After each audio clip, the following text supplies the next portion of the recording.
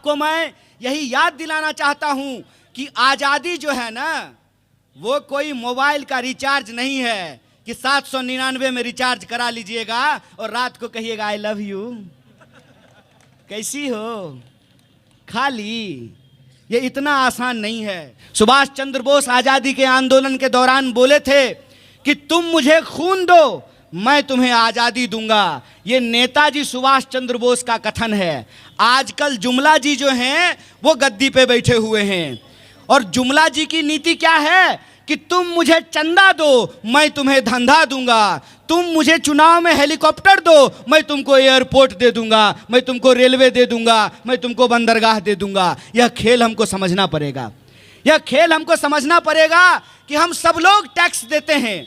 ऐसा नहीं है कि सिर्फ अमीर टैक्स देते हैं, गरीब भी टैक्स देता है। हम भी जब जूता खरीदते हैं, छाता खरीदते हैं, शर्ट खरीदते हैं, पैंट खरीदते हैं, गाड़ी खरीदते हैं, कलम खरीदते हैं, नमक खरीदते हैं, तेल खरीदते हैं, तो हम भी टैक्स देते हैं।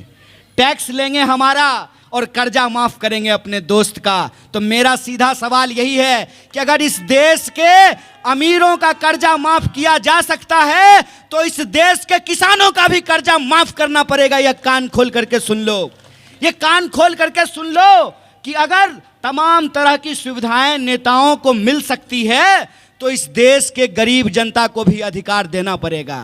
आपको मालूम है एमएलए साहब का जो फ्लैट होता है उनका बिजली बिल फ्री होता है, एमएलए साहब के लिए टेलीफोन फ्री होता है, एमएलए साहब के लिए ट्रेन में चढ़ना और हवाई जहाज में चढ़ना फ्री होता है। जब एमएलए के लिए, एमपी के लिए सब कुछ फ्री हो सकता है तो इस देश के आम लोगों के लिए भी बिजली बिल फ्री करना पड़ेगा। और ये रेवरी नहीं है, ये हमारा अधिकार है। ये हम तुम्हारे बाप के पैसे से नहीं मांग रहे हैं। हम नहीं कह रहे हैं कि जय शाह का पिताजी अपने खजाने में से हमको दे दे। हम कह रहे हैं कि इस देश की जनता अगर टैक्स देती है, उस टैक्स के पैसे से अगर 20,000 करोड़ का नेताओं के लिए घर बनाया जा सकता है तो हमारे लिए भी स्कूल बनाना पड़ेगा, अस्पताल बनाना पड़ेगा, सड़कें बनानी पड़ेगी, बिजली का खंभा लगाना पड़ेगा, लाइट देनी पड़ेगी, पानी देना पड़ेगा। ये लोकतंत्र का तकाजा है और इसी लोकतंत्र के तकाजे को हमको समझना पड़ेगा कि आज हम किन परिस्थितियों में आकर के खड़े हैं। अगर हम यह नहीं समझेंगे कि लोकतंत्र का क्या मतलब होता है, वोट का क्या मतलब होता है, आज़ादी का क्या मतलब होता है, संवैधानिक अधिकार का क्या मतलब है, तो एक एक करके हमारे अधिकार छीन लिए जाएंगे। आप विचार कीजिएगा कि नेताजी का बेटा ऑक्सफोर्ड पढ़ने के लिए जाएगा, अंग्रेजी में बोलेगा आई लव यू टू। अगर नेता का बेटा अंग्रेजी पढ़ सकता है तो सफाई का काम करने वाले के बच्चों के लिए अंग्रेजी का स्कूल क्यों नहीं होना चाहिए? यह सवाल हम पूछना चाहते हैं। हम यह सवाल पूछना चाहते हैं कि तमाम सुविधाएं देश और समाज के मुट्ठी भर लोगों के लिए क्यों होगा, इस देश की बहुसंख्यक आबादी के लिए क्यों नहीं होगा? और यह जो स्थिति है, इस स्थिति से ध्यान भटकाने के लिए इस्तेमाल किसका किया जाता है? जाति और धर्म का। इस्तेमाल किसका किया जाता है? हमारी और आपकी भावनाओं का। मुझे बड़ी खुशी होती है, मैं आपको बता देता हूं, जब भी मैं प्रधानमंत्री मोदी के मुंह से यह सुनता हूं भारत माता की जय, तो हमको बड़ी खुशी होती है। पता है क्यों? क्योंकि वो उस पार्टी के नेता हैं जिनके नेता कहा करते थे विक्टोरिया माता की जय। विक्टोरिया माता की जय कहने वाले भी अगर भारत माता की जय कह रहे हैं, यह खुशी की बात है, यह आनंद की बात है, यह लोकतंत्र की जीत है, यह संविधान की जीत है। यह बात हमको समझना चाहिए, हमको यह समझना चाहिए। लेकिन इस जय के पीछे खेल क्या चल रहा है? खेल यह है कि रैलियों में आकर के कहेंगे भारत माता की जय, लेते हैं भारत माता का नाम और करते हैं अदानी भैया का काम। अगर भारत माता की जय कह रहे हैं, इसका मतलब यह है कि हमको इस देश के लोग जो महंगाई से जूझ रहे हैं उस महंगाई पे रोक लगानी चाहिए। इस देश के किसान जो आत्महत्या कर रहे हैं उस आत्महत्या को हमको रोकनी चाहिए। जो महिलाओं के ऊपर अत्याचार हो रहा है उस अत्याचार को हमको रोकना चाहिए। ये होता है भारत माता की जय का मतलब। इसीलिए मैं आप सबसे ये आग्रह करने के लिए आया हूं, आज जो हमारे देश की मौजूदा स्थिति है उस मौजूदा स्थिति में इस देश के जो आम लोग हैं उनका जो रोजी रोटी, कपड़ा, मकान, शिक्षा, स्वास्थ्य, सड़क, बिजली, पानी का जो सवाल है, उस सवाल को हमको प्रमुखता से उठाना पड़ेगा। और आप तमाम लोगों को यह गर्व की अनुभूति होनी चाहिए कि आपकी सरकार ने, राजस्थान की सरकार ने इस देश के भीतर एक नजीर पेश किया है। नजीर ये पेश किया है कि राजस्थान की सरकार ने जो नीति बनाई है, उस नीति की चर्चा सिर्फ राजस्थान में नहीं बल्कि पूरी दुनिया में हो रही है। इस बात के लिए आपको गर्व की अनुभूति करनी चाहिए। आपको गर्व की अनुभूति करनी चाहिए कि जिस ओल्ड पेंशन स्कीम को पूरे देश में बंद कर दिया गया, राजस्थान की सरकार ने उस ओल्ड पेंशन स्कीम को लागू कर दिया है। और उन्होंने कहा है कि अगर एमएलए को पेंशन मिलेगा तो सरकारी कर्मचारी को भी पेंशन देना पड़ेगा, सफाई कर्मचारी को भी पेंशन देना पड़ेगा। आपको मैं यही याद दिलाना चाहता हूं कि आजादी जो है ना, वो कोई मोबाइल का रिचार्ज नहीं है कि 799 में रिचार्ज करा लीजिएगा और रात को कहिएगा आई लव यू, कैसी हो, खाली। ये इतना आसान नहीं है।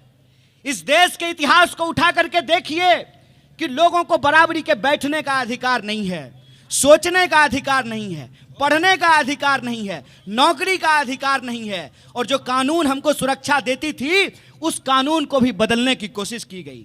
आप सब जानते हैं 2018 में सफाई कर्मचारियों की बहाली निकाली गई। उस बहाली में क्या हुआ? उस बहाली में यह हुआ कि जिनके पुरखे कभी नाली में नहीं उतरे, वो भी लाइन में लग करके बोले कि हम भी नाली में उतरेंगे, और उनको नौकरियां मिली। हम जानते हैं कि जिनके पुरखे नाली में नहीं उतरे, उनके बच्चे नाली में कैसे उतरेंगे। उन्होंने क्या किया? नौकरी वो लिए और हमारे ही घर परिवार के बच्चों को अपने ही वेतन में थोड़ा पैसा दे करके उनको नाली में उतरवाते रहे। ये हुआ है कि नहीं हुआ है? बोलिए, मैं झूठ बोल रहा हूं? क्या मेरी बात में सच्चाई है कि नहीं है? हाथ उठा करके बोलिए। ये जो हकीकत है, इस हकीकत को हमको समझना पड़ेगा। इस देश के भीतर जो 140 करोड़ रहते लोग हैं, उनको यह बात समझनी पड़ेगी कि कुछ लोग आज हमारे साथ एक बहुत बड़ा खेल खेलने की कोशिश कर रहे हैं। एक बड़े व्यंग्यकार हुए, उनका नाम है हरिशंकर परसाई। हरिशंकर परसाई ने एक कहानी लिखा है। मैं खास करके अपने नौजवान दोस्तों से कहता हूं कि वो कहानी, वो व्यंग जा करके जरूर पढ़ना। हिंदी में वो व्यंग है, उस व्यंग का शीर्षक है भेड़ और भेड़िया। हुआ ये कि एक बार जंगल के तमाम जानवरों ने यह फैसला लिया कि जंगल का राजा अब रानी के कोख से नहीं पैदा होगा। जब जंगल के तमाम जानवरों ने यह फैसला लिया कि जंगल का राजा अब रानी के कोख से नहीं पैदा होगा, जंगल में अब चुनाव होगा। जंगल का राजा वही बनेगा जिसको जंगल के तमाम लोग चुनेंगे। आपको मालूम है, जब यह बात रंगे हुए सियार को पता चला तो रंगा हुआ सियार भेड़िए के पास पहुंचा और भेड़िए को कहा कि ये बहुत अच्छा मौका है हुजूर, अगर आप चुनाव लड़ लें, अगर आप चुनाव जीत जाएं तो आप जंगल के राजा हो जाएंगे। भेड़िए ने कहा कि लेकिन जंगल में तो संख्या ज्यादा भेड़ों की है, तो हम चुनाव कैसे जीतेंगे? तो रंगे हुए सियार ने कहा कि आप ऐसा कीजिए, आज आप घोषणा करवा दीजिए कि आज से आप शाकाहारी हो गए हैं और आपने घास खाना शुरू कर दिया है। भेड़िया ने वही किया, अपने मुंह पे घास के 2 दाने दबा लिए, 2 घास दबा करके चुपचाप अपने गुफा के बाहर बैठ गया और आते जाते हर जानवर को कहने लगा कि ये जी सुनो, हम अब तो शाकाहारी हो गए हैं, देखो घास खाने लगे हैं। यह बात सुन करके भेड़ों को बड़ा आश्चर्य हुआ।